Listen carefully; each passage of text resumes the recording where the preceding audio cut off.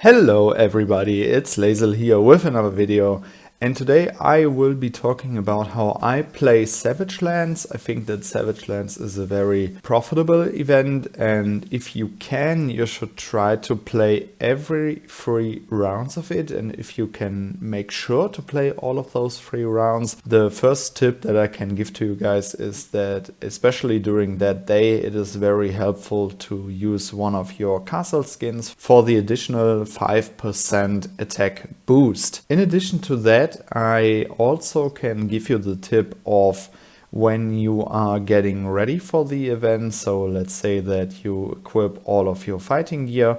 I can recommend just for the first few minutes to keep all of the equipment that gives you additional monster attack speed, or also keep your boots of speeds in your array just because of the additional march speed and monster attack speed, so that when you join Savage Lands in general, always try to join Savage Lands right away so that you have a chance to go for those Savage Land monsters that can already give you points which you need to get to higher waves, so you can pay speeds with scrolls, so you don't have to pay them with your actual speeds.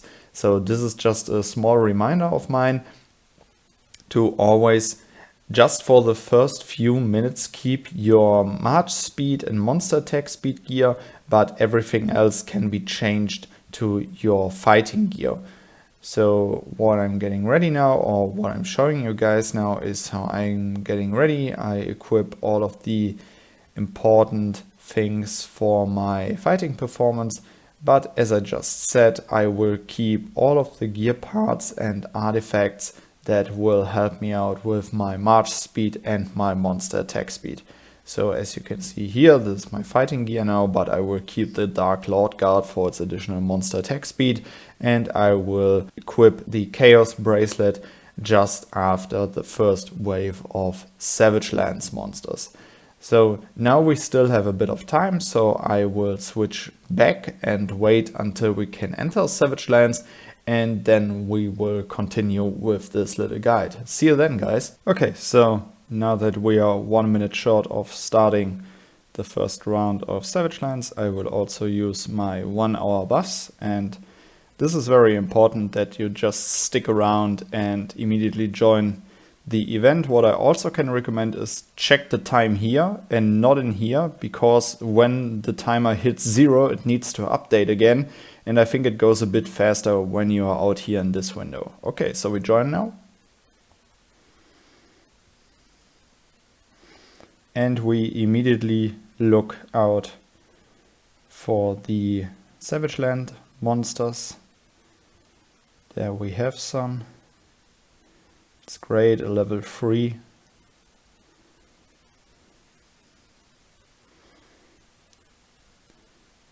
This is really important that you get in as early as possible, just to immediately go for those monsters.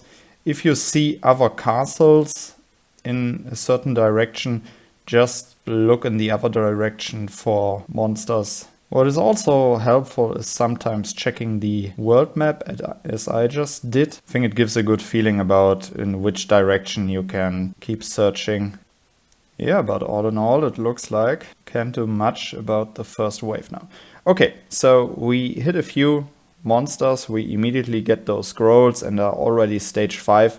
And now it is important to remember your gear parts and just switch them back, so you are at your best fighting performance for this event. What I like to do now is we have one of my goals is always to go for these Savage Demons. Those are very important for your castle development because they give you a lot of recruitment speed ups, emblem fragment chests, they also give you material chests, so I like to play around those. But the highest priority is always the wave 10, so this is what we are playing around now, and we will just join some stacks, do some attacks, and try to get wave 10 as fast as possible, and then I will check back with you guys when we have reached that. How I handle my scrolls is pretty simple. I keep them for speeds. With my march size, I feel very confident that I can just play without buffing up for the moment, but the higher waves we get, the more scrolls I will use to buff up when I go for those savage demons, but until then we will have to do some stacks. So see you then, guys. Alright guys, so after some time we just hit our wave 10, and this is the point where I calculate my chances of getting a very high ranking, which are probably almost pretty slim. So this is the point where I mostly decide to say that I bubble up. And now is a very important point where you really have to calm yourself down and not invest too many of your scrolls to buff up. The first thing that I can always recommend is, first of all, check if savage demons are up. The more hits you can get on them, the better. And currently they are down, so I have all the time that I need to calculate my position. First of all, I always go and check my wounded units and check if I have a lot of my mages wounded or my angels, because I will be needing those as I will approach those savage demons. This time I performed pretty okay, so I hope that I don't have to heal any troops. Next thing that I'm going to do is check back and see, I cannot join the first wave of savage demons anymore, so there will only be the second wave left.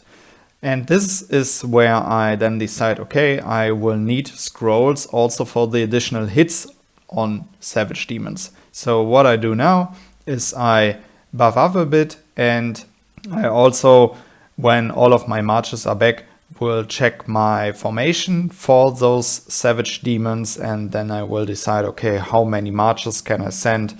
I mean, you can attack the savage demon always just with one march, but on the way back you can already send your next march, so you save some time and get some additional hits in. So when those marches are back, I will check my formation, and depending on my formations I will buff up. Okay, so now all of my marches are back. I will just look for a target and I will check if my formations are fine. So I have my swarm formation and I can send a very strong run of this. So with a lot of tier 12 mages filled with tier 11 and my maximum amount of angels. Then I can also bring a formation with a lot of imperial mages, so tier 11, and then I will probably have to fill with tier 10. So I should be fine when it comes to my troop count. I just buffed up a bit more. I will keep like 5k of scrolls back and adjust when the monsters spawn. Maybe I will have to give it a bit more buffs, but we will see as soon as they spawn. So we will wait for this. So now the world monsters are up again, and we will port close to those and we will start attacking those. I also have equipped additional march size in my gear and in my artifacts, because I just need angels and mages for those, and with that we are good to go. So the first hit lands. This is about 1G, this is fine. We will use scrolls for further attacks and we will send an additional march, so on the way back we already have another march going there. The rewards are just great. You can see emblem fragment chests, we have material chests superior, and now we are doing this for the rest of this run. The second march of mine is never stronger than this swarm march of mine, where I also have all of my angels and my best mages, just because of the fact that I just don't have that many high quality troops, but it doesn't change the playstyle. We enter Savage Lands, we go for Savage Land monsters, where we try to get as many scrolls as possible. We use those scrolls to join stacks, where we then get additional scrolls, rewards, and so on and so on.